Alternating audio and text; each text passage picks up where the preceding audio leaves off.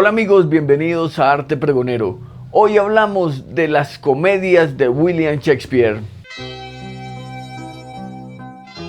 Para entender el porqué de las comedias de Shakespeare, debemos entender un poco de su vida, ya que apenas se conocen datos de que Shakespeare llegó a Londres hacia el año 1587, llegado de un pequeño poblado de Stratford. Y luego, por allá en 1590, se tienen registros de su importancia como actor en distintas compañías de teatro. Todo normal hasta que la peste llegó a la capital inglesa en 1592 y muchas compañías tuvieron que salir huyendo de la ciudad, sobre todo debido a la cuarentena que impedía que los teatros tuvieran funciones y por ende los ingresos cayeron en desproporción. Poco se sabe del autor y del teatro hasta 1594, cuando ya de vuelta en Londres y líder de su propia compañía, se lanzó a ser el autor de su primera representación oficial, la Comedia de los Errores, estrenada el 28 de diciembre de 1594. Aunque se entiende que para llegar a este punto tuvo que escribir, borrar y volver a escribir previamente. Aparte de esto, se entiende que el género más popular del momento, debido a la peste, eran las comedias simples, algo muy parecido a lo que pasó hoy en día después de la pandemia. El estrés de las masas se puede superar con diversión ligera y entretenimiento burocrático que ayuda a calmar los ánimos y devuelve la tranquilidad a los corazones. De la misma forma, podemos saber que el camino para el joven dramaturgo fue más sencillo desde su regreso a Londres, y eso pudo deberse a la migración de las otras compañías o incluso a la muerte de alguno de los dueños de los teatros y de esas compañías teatrales de la competencia. De cualquier forma, fue el momento preciso para que Shakespeare tomara el encargo y se llevara el crédito que tanto merecía y merece hasta la eternidad. Su carrera no tiene nada de malo, solo reaccionó de mejor manera que los demás y les entregó lo mejor de sus versos al público. Acercó sus obras al pueblo y se convirtió en el máximo dramaturgo de la época, reinado que aún conserva porque sigue siendo considerado el mejor dramaturgo de la historia. Aquí debemos hacer una claridad, y es que si bien es cierto que Shakespeare es considerado uno de los mejores escritores de la historia, y lo es, hay que decir que su oficio fue más bien teatral que literario. Por supuesto que escribió sus obras, aunque basadas en historias de otros autores, pero lo hizo desde la técnica del director de teatro, buscando el efecto preciso, el lenguaje adecuado y el ritmo necesario para que la función resultara atractiva y convocara a más personas. No debemos confundir el oficio dramatúrgico con el oficio literario, en donde el escritor se entrega de todo corazón a la búsqueda de su verdad a través de las letras registradas en un papel. El oficio del dramaturgo es poder transmitir las sensaciones al público, poder transmitir todos los pensamientos y poder llevar una función que de principio a fin tenga buen ritmo y sea memorable. Haciendo este trabajo nos dimos cuenta de la gran cantidad de obras que escribió William Shakespeare y sobre todo de la gran importancia que cada una tienen. Decidimos hacer este video en orden cronológico para entender un poco las necesidades del escritor y la progresión que tuvo a lo largo del tiempo. Aquí están las comedias completas de William Shakespeare. 1. Los Hidalgos de Verona. Se considera que esta fue la primera obra que William Shakespeare escribió. Los primeros indicios datan del año 1589, apenas un par de años después de su llegada a Londres. En la obra se nota la curiosidad y el entusiasmo del autor, también la influencia de otros autores de su época y la necesidad de encontrar y de abrirse un espacio en el teatro isabelino. Sin duda, la competencia era mucha, desalmada y llena de trucos imposibles. Abrirse un espacio era también casi imposible, y la única manera de ganar seguidores era imitar a los grandes. Y esto se nota. Aquí aún hay poco Shakespeare, poca chispa, poca rima. Hay mucha picardía, mucho efecto fácil que buscaba la risa y un ritmo acelerado que buscaba más atrapar al cliente que no dejar un mensaje que se llevara consigo. Aquí, dos amigos, Valentín y Proteo, se ven envueltos en confusiones derivadas de su promiscuo linaje.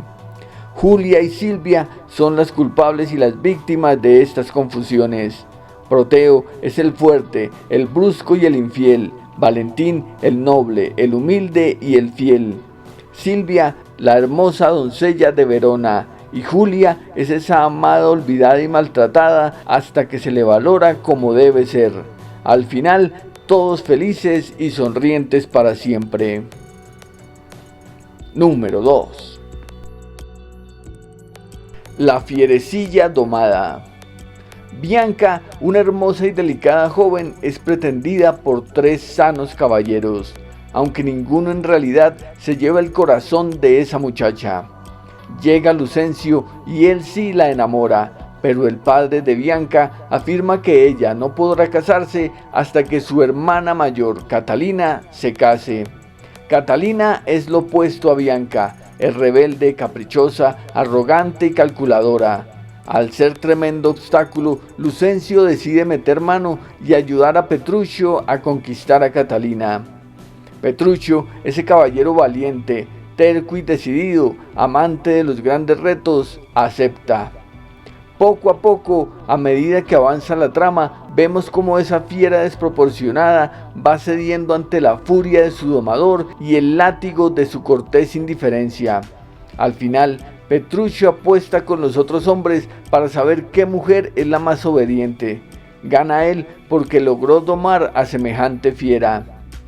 Considerada misógina en nuestros días, en sus días por allá por 1590, se convirtió en un éxito rotundo, tal vez el primero de los grandes para Shakespeare, por lo menos en cuanto a la comedia se refiere. Esto alentó al dramaturgo a seguir alimentando su taquilla con producciones divertidas, ligeras y fáciles de ver y de aplaudir. La misma fórmula que aún hoy en día funciona. Número 3. La comedia de los errores. Oficialmente, esta obra consta como la primer comedia que escribió Shakespeare. Sin embargo, por su estructura, sus diálogos y su complejidad narrativa, se demostró que había sido la tercera en la lista. Estrenada en diciembre de 1594, después de que las prohibiciones de la peste se levantaron de Londres. Como hemos visto, el vacío de la pandemia y de la muerte circundante se supera con el consumismo propio del momento. Y si ahora las producciones ligeras llaman la atención, lo mismo ocurría en aquellos tiempos. La comedia era un buen negocio y la oportunidad de encadenar negocio tras negocio y éxito tras éxito, temporada tras temporada, no se podía perder. El éxito de la comedia de los errores, que mostraban las hazañas y las peripecias de 2 pares de gemelos perdidos y separados desde el nacimiento, fue apoteósico. Se celebró la pluma de Shakespeare y se le indujo a trabajar más en este tipo de obras tan rentables. La obra, basada en la también obra del dramaturgo romano Plauto, se convirtió en uno de los primeros éxitos del autor y otro de los aciertos para la compañía actoral para la que trabajaba en ese momento, llamada Los Hombres de Lord Chamberlain, el grupo actoral más exitoso de la época, al servicio de la reina Isabel I. Número 4. Trabajo de amores perdidos. Se dice que esta obra fue tan exitosa en su momento que tuvo una segunda parte llamada Trabajos de amores ganados. Sin embargo, no se conocen pruebas exactas de la existencia de la segunda obra y por eso esta pieza se pregona como única. Como ya hemos visto, la confusión es el principal protagonista de la acción en estas obras. Las decisiones mal tomadas, los malentendidos y los intereses ocultos son la pieza fundamental de una trama en la que el rey de Navarra y sus 3 consejeros más cercanos deciden no volverse a juntar con mujer alguna, tildándolas de pesadas, de arrogantes, de orgullosas y de malas influencias para que sus nobles ambiciones puedan convertirse en éxito. Sin embargo, el juramento de castidad plena dura lo mismo que un soplido, y pronto Fernando, el rey de Navarra, se enamora de la princesa de Francia, a la que persigue hasta casarse con ella. Una comedia sencilla, ya con el sello distinguible del genial dramaturgo, que va mostrando una habilidad única para escribir diálogos y poner a sus personajes en un límite tan inquietante como entretenido y risible. La obra se quedó por muchos años olvidada, pero hoy en día se ha rescatado y se ha replicado en todos los rincones del mundo. 5. Sueño de una noche de verano. Romeo y Julieta se había estrenado en 1595 en The Theatre y había sido un éxito instantáneo, un clásico inmediato que convirtió al autor en uno de los nombres más llamativos del teatro en aquel momento, un puesto que luego fue validando y aún hoy en día le pertenece. Con la confianza del buen tirador, Shakespeare presentó al año siguiente esta comedia ambientada en Atenas, y con una cantidad de personajes, de efectos, de chistes, de situaciones y de acciones tan desproporcionadas que solo lograron atraer y encantar al público que ahora convencido aplaudía al genio del dramaturgo. La trama, basada en gran parte en la Metamorfosis de Ovidio, nos presenta la boda de Teseo e Hipólita, mientras detrás de ellos Hermia, Helena, Lisandro, Demetrio y Egeo luchan por la justicia del amor y la fantasía de ser felices. Y mientras todo esto pasa, una compañía acosada por presentar una obra a tiempo se mezcla de aquí para allá tratando de salir pronto del compromiso. Eso sin contar con las hadas mágicas y el curioso Puck, ese ser inquieto dispuesto a confundirlo todo aún más y sacarle buen provecho a cualquier situación. Sin duda, una de las obras más célebres y aplaudidas del dramaturgo inglés, que aún sigue vigente. Número 6. El mercader de Venecia. Una de las obras más controvertidas de Shakespeare, y lo es por muchas razones. La primera es que se vende como una comedia. Sin embargo, es un drama bajado de tono y en el que el final salva una sonrisa que se pasea por toda la trama como si fuera una lágrima. La segunda es ese comportamiento que hoy se describe como antisemita y que está tan presente en la obra de la mano de Shylock, el judío cubierto con todos los clichés y las etiquetas propias de su fe. El usurero del que todos escapan, pero que todos necesitan, el aprovechado, el maquiavélico poderoso, el bufón que hace reír a todos y que jura venganza. En fin, todos los rasgos que hoy serían incomprensibles y debatibles, tanto como esa condición al final de la obra. Para que Shylock pueda ser aceptado en Venecia, debe convertirse al cristianismo y negar de sus tradiciones y de la fe de sus ancestros. Una obra que ayudó a extender ese horrible odio que terminó en el Holocausto, pero que aún hoy en día tiene ecos de quejidos e intolerancias.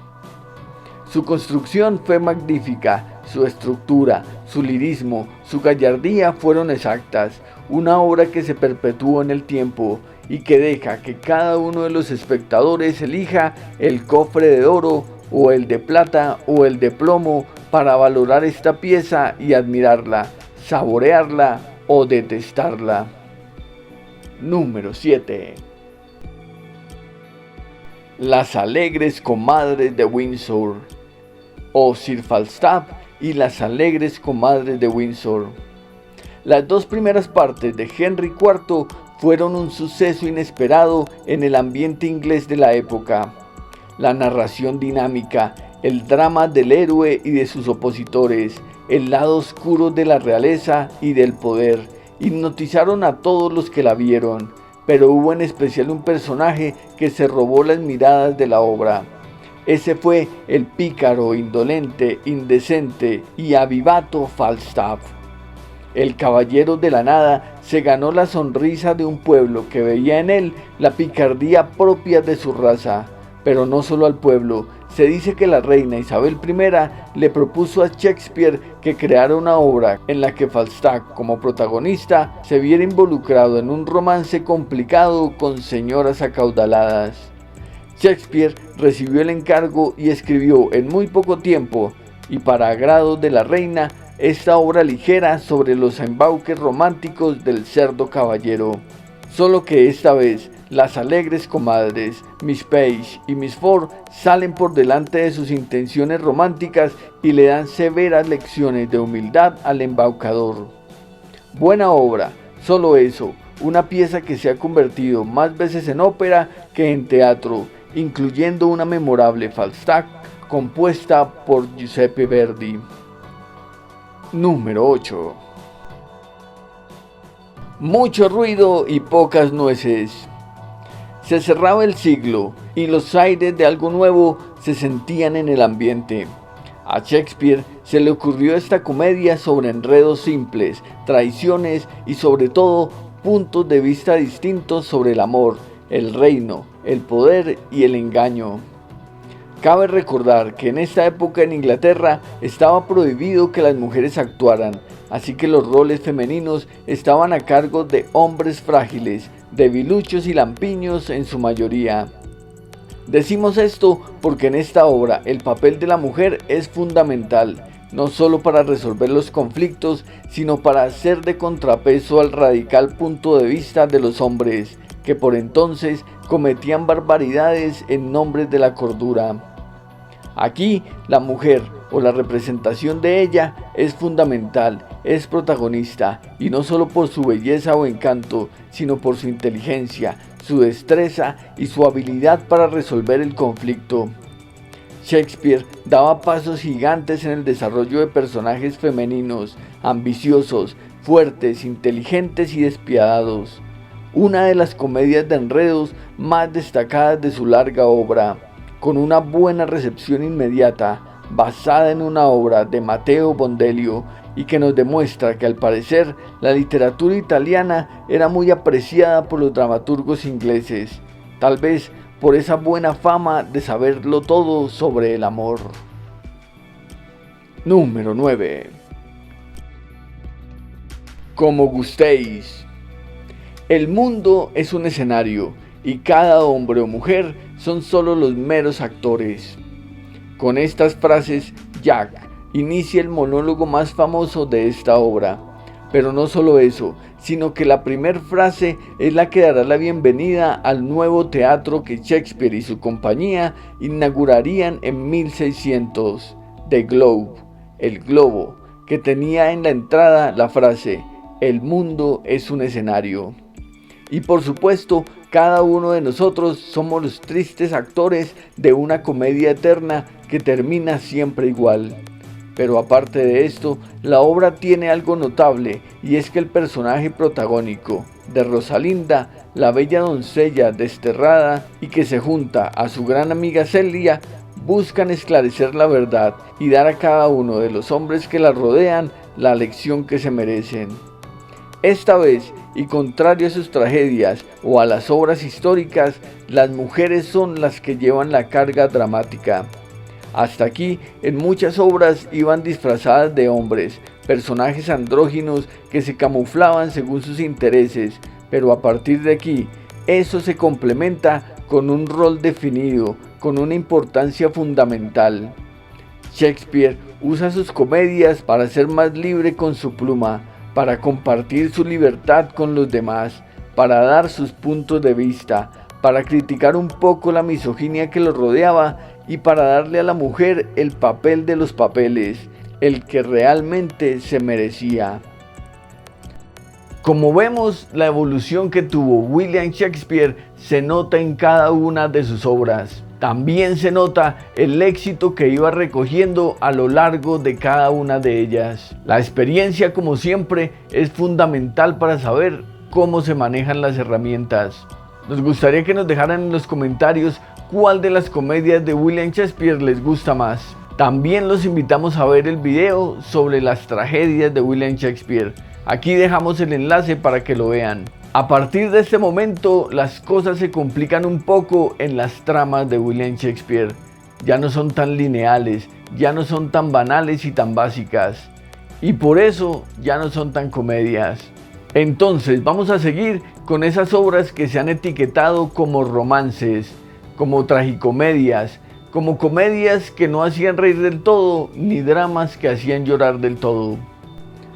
Número 10. Noche de Reyes. Presentada en 1601 en Navidad, según los indicios, esta obra fue la posterior a Hamlet.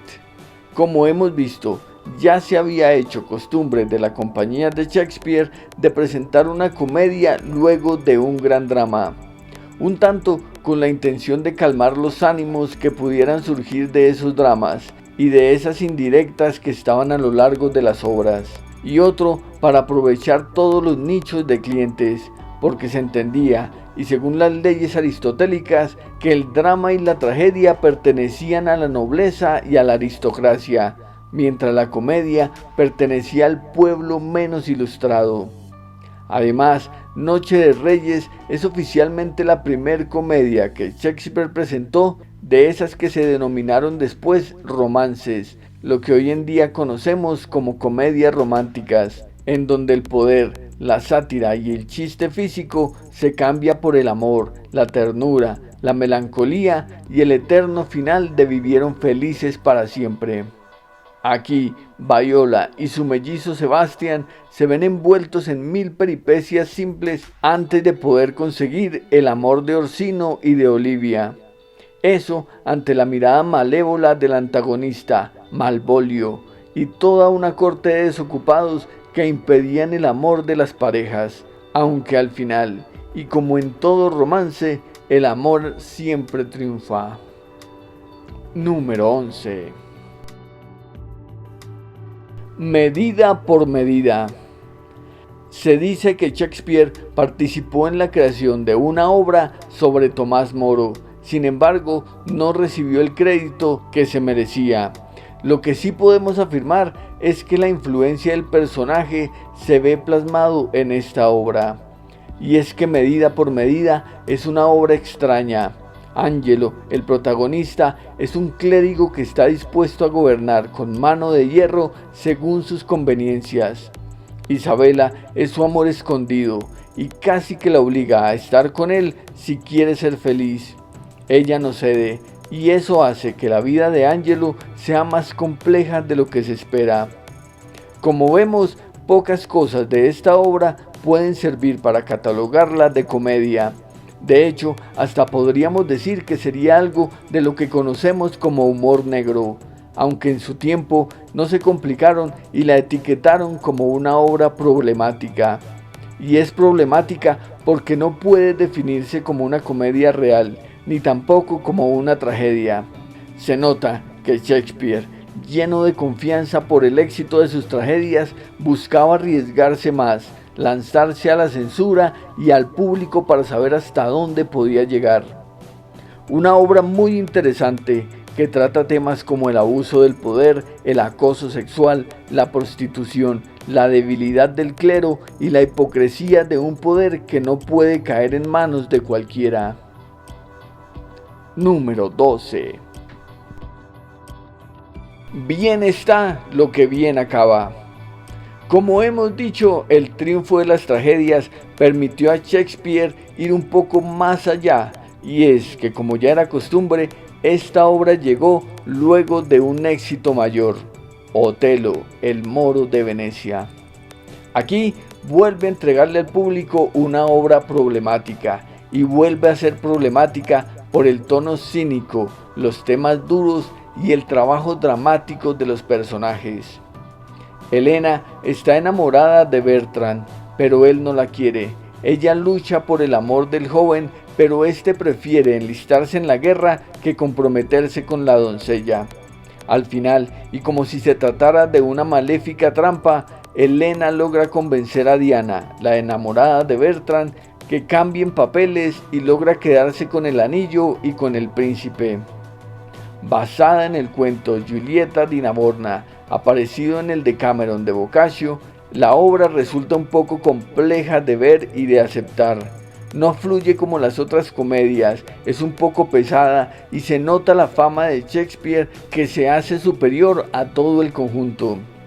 Una de las obras menores, poco representadas, pero aún así valiosa por su técnica que vale la pena mirar cuando se presente la oportunidad. Número 13. Pericles, príncipe de Tiro.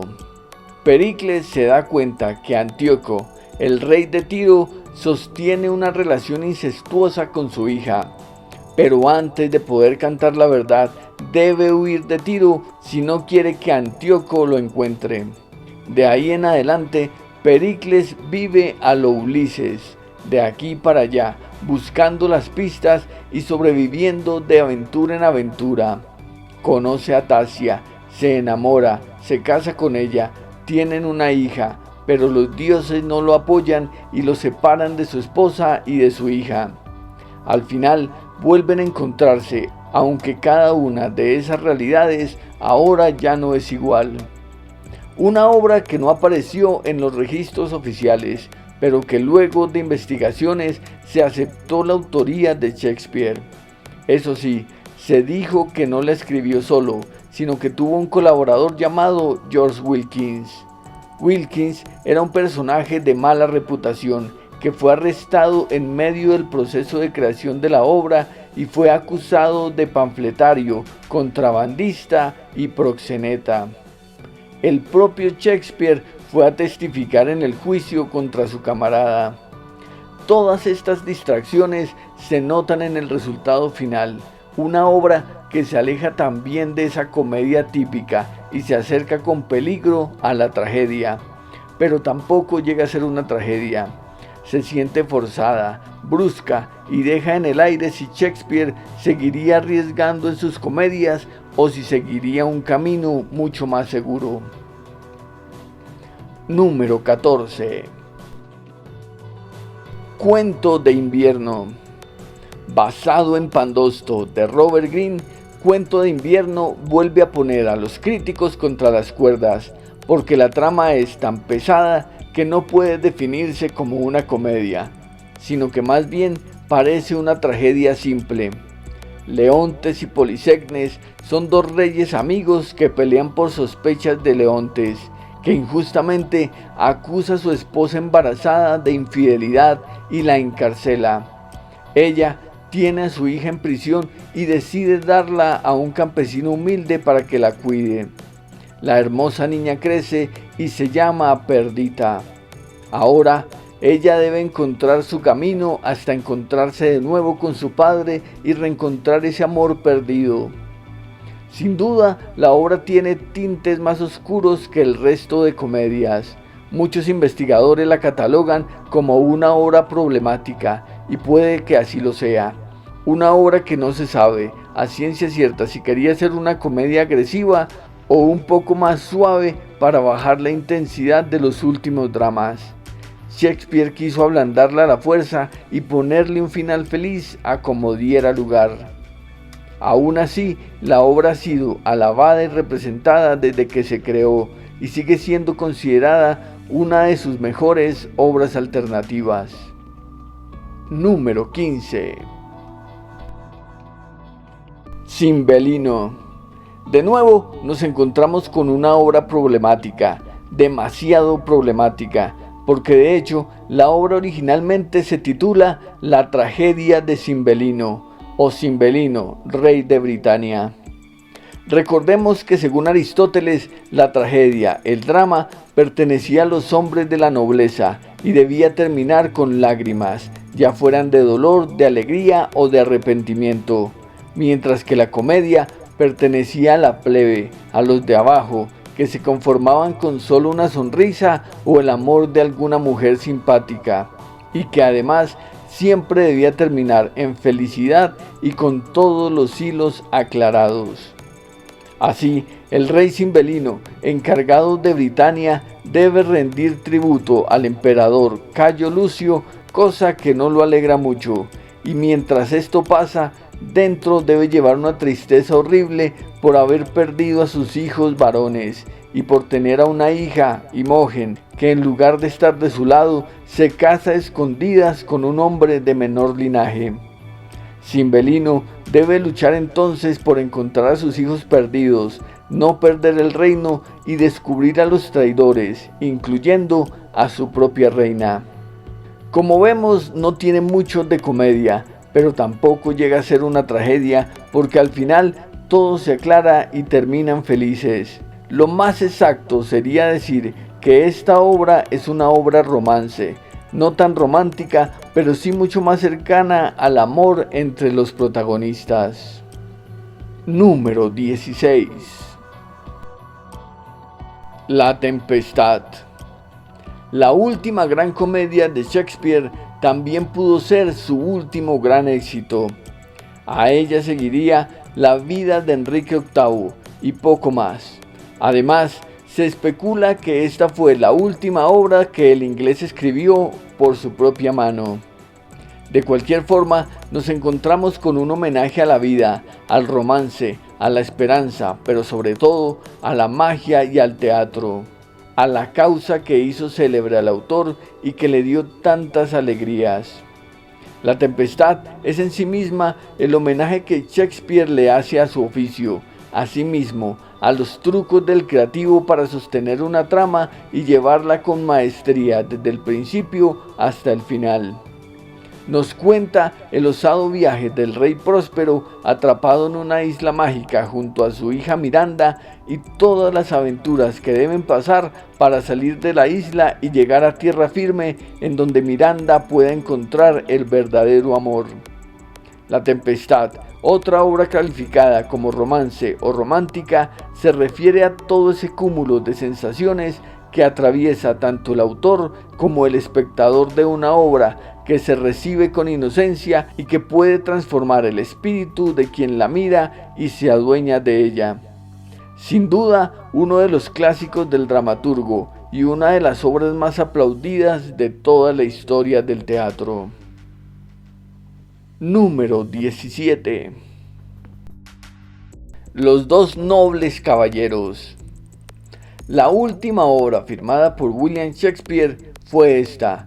Luego se retiraría en 1914 a Stratford-upon-Avon, en donde moriría 2 años después. Aquí colaboró junto a John Fletcher, un buen amigo, a rendirle homenaje a toda su obra. Aparecen personajes que Shakespeare usó a lo largo de su exitosa carrera, desde Teseo e Hipólita, del sueño de una noche de verano, hasta aquella muchacha caída en la locura por amor, al igual que su Ofelia de Hamlet. También nos encontramos ante el amor imposible de dos enamorados y las venganzas exageradas producto de los rumores. La obra, basada en uno de los cuentos de Canterbury y mezclada con alguno del de Cameron, es entretenida, reflexiva y llena de matices. De ahí que también se etiqueta como romance y no como comedia o tragedia. Así, Shakespeare cerraba con broche de oro y una sonrisa benigna una, si no la mejor, de las carreras dramatúrgicas de la historia. Una carrera llena de éxitos dramáticos que aún hoy en día nos acompañan con éxito. Cada vez se esclarecen detalles de su vida y de su obra, y cada vez más se admira y se aplaude el talento de este hombre dedicado en alma, cuerpo y corazón al teatro y a sus personajes.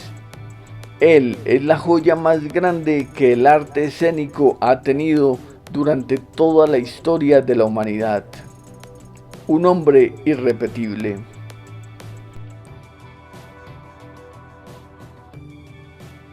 Cardenio. Y para completar el video de las comedias de Shakespeare, debemos invocar este sueño que todo amante de las letras debe soñar. Se dice que Shakespeare escribió la historia de Cardenio en 1612, basándose en el personaje que Miguel de Cervantes Saavedra escribió en El Quijote de la Mancha y que narra la historia de amor complicada y apasionada entre Cardenio y Lucinda. Por desgracia para la literatura universal y para el arte en general, la obra se perdió poco tiempo después de su estreno en The Globe. Y fue una obra que representó la propia compañía actoral de Shakespeare, llamada por entonces The King's Men, los hombres del rey.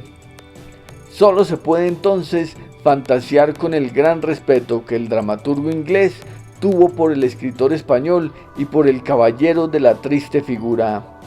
Podemos comprender que la magia de Don Quijote y de su fiel Sancho Panza atravesaron fronteras e idiomas con gran rapidez y su leyenda llegó a todos los puntos del mundo posibles. También podemos entender que Shakespeare sabía muy bien elegir los temas y las historias para sus obras. Valoró y apreció el mérito de la obra de Cervantes hasta querer adoptar por lo menos un fragmento de esa genial novela. Una lástima que se haya perdido, que no haya quedado el menor rastro, pero una alegría saber que en algún momento estos dos genios pudieron estar unidos sobre una misma estrella, la del enamorado Cardenio. Como nos podemos dar cuenta, a Shakespeare se le ha catalogado mal. Muchos creen que él es un plagiario por haber tomado obras de otros autores, pero en realidad lo que tenemos que ver es que él era un dramaturgo, una persona dedicada al teatro, a la industria del teatro, como ocurriría hoy con el cine, y que lo que hizo fue adaptar esas obras y transformarlas en piezas teatrales fundamentales. El talento de Shakespeare no fue construir historias de la nada, basadas en la nada, sino que al contrario, su gran talento, su gran genio fue adaptar esas obras y convertirlas en poesía viva, en dramaturgia viva. Se suele malinterpretar que un libretista tiene la misma capacidad que un escritor. Ambos usan las letras, claro, ambos escriben sobre un papel, pero la intención desde un principio es muy distinta. Pero aquí, en plena época isabelina, en plena época jacobina, hablando del teatro, Shakespeare llevó estas historias y estos personajes a puntos que nadie había podido tocar y pudo representar y transmitir sensaciones que nadie había podido transmitir. El talento de Shakespeare era convertir estas emociones escritas en emociones vivas, compartidas con las personas que veían las obras. Sin duda, William Shakespeare, uno de los mejores artistas de la historia y uno de los mejores escritores de la historia y el mejor dramaturgo de toda la historia. Gracias por ver el video, por darle me gusta, por compartir, por suscribirse y nos vemos en el próximo video. Comente, comparta y suscríbase. Suscríbase.